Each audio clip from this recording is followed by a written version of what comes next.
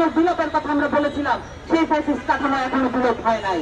নারীর প্রতি সহিংসতা যেই পরিস্থিতি আমরা এই মুহূর্তে দেখছি বাংলাদেশে, সেটা কোনোভাবেই অভ্যুত্থানের সাথে সামিল নয়, অভ্যুত্থানের সাথে সামঞ্জস্যপূর্ণ নয়, বরঞ্চ বিরোধী। নারীর প্রতি সহিংসতা পরিপ্রেক্ষিতে আমরা যে নারী নিরাপত্তার কথা বলেছি, আমরা বারবার বলেছি সেটার সাথে নাগরিক নিরাপত্তার জড়িত থাকার অবস্থা রয়েছে। আমাদের দেশে নাগরিক নিরাপত্তা হুমকির সম্মুখীন, এই কারণেই নারী নিরাপত্তাও হুমকির সম্মুখীন হচ্ছে। নাগরিক হিসেবে আমাদের দেশের মানুষ যেই মর্যাদা পাওয়ার কথা, সেই মর্যাদা 53 বছরে কখনোই অর্জন করার জন্য কোনো পদক্ষেপ গ্রহণ করা হয় নাই।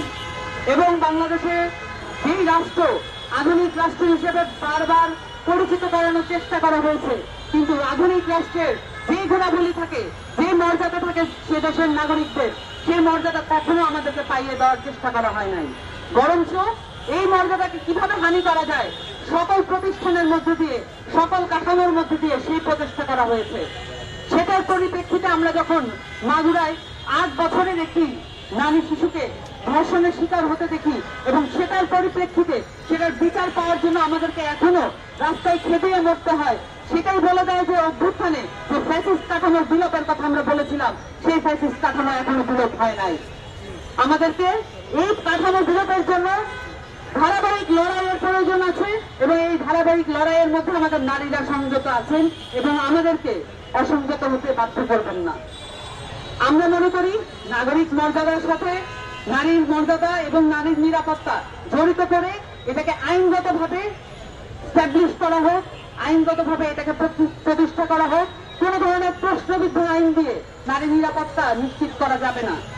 নতুন করে আইনগুলোকে ঢালাওভাবে সাজাতে হবে, যাতে করে বাংলাদেশের মানুষের জন্য, বাংলাদেশের নারীদের জন্য, বাংলাদেশের প্রান্তিক জনগোষ্ঠীর জন্য, বাংলাদেশের দলিত হরিজনদের জন্য আমরা সার্বক্ষণিক নিরাপত্তার ব্যবস্থা করতে পারি। এ কারণে আমাদের যেই ধারাবাহিক সংগ্রাম আছে, নারীদের যে ধারাবাহিক সংগ্রাম আছে, সেটাকে অস্বীকার করার কোনো উপায় নাই। অভ্যুত্থানের প্রত্যেকটি ধাপে ধাপে নারীরা তাদের যে ভূমিকা দেখিয়েছেন, তারপরও অভ্যুত্থানের পরে আমরা দেখতে পাচ্ছি এটাকে অস্বীকার করার পায়তারা চলছে। নারীদের ভূমিকা শুধুমাত্র নারীদেরকেই বলতে হবে, এই জায়গা থেকে আমাদেরকে সরে আসতে হবে। আমাদেরকে অবশ্যই দেখতে হবে আমাদের পুরুষ সহযোদ্ধারা এবং আমাদেরকে সহ নাগরিক যারা আছেন পুরুষ, তাদের জায়গা থেকে আমাদেরকে দেখতে পারতে হবে তারা কি ধরনের উদ্যোগ গ্রহণ করেন, এবং সেই সাথে রাষ্ট্রীয় কাঠামোর জায়গা থেকে আমাদেরকে সজাগ এবং সচেষ্ট থাকতে হবে যাতে এই কাঠামো আমাদের সাথে প্রতারণামূলক আর কোনো আচরণ করতে না পারে। এবং সেই সাথে আমরা আমাদের এই রাষ্ট্র পুনর্গঠনের যে স্বপ্ন দেখতে চাচ্ছি, সেই সাথে এখানে যে রাজনৈতিক জায়গাগুলো আছে, নারীদেরকে এখানে নেতৃত্ব হিসেবে উঠে আসার জন্য, ঘুরে দাঁড়ানোর জন্য যেই জায়গাগুলো করে দেওয়া প্রয়োজন, সেটা পুরো উল্টো দিকে পুরো রাজনৈতিক কাঠামো চলছে, পুরো রাজনৈতিক সিস্টেম এটার উল্টো দিকে চলছে। আমাদের নারী নেতৃত্ব তৈরি করার জন্য সংরক্ষিত আসন কোন ধরনের ভূমিকা রাখবে না।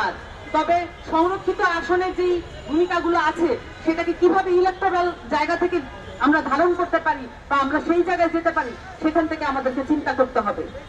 এবং সর্বোপরি আমাদের রাজনৈতিক, সামাজিক এবং রাষ্ট্রীয় জায়গা থেকে নারীদের নিরাপত্তা, নারীদের সুযোগ এবং নারীদের নেতৃত্ব তৈরি করার জন্য যেই পদক্ষেপ নেওয়া প্রয়োজন, আশু গতিতে সেই পদক্ষেপ নেওয়ার জন্য উদ্যোগী হতে হবে।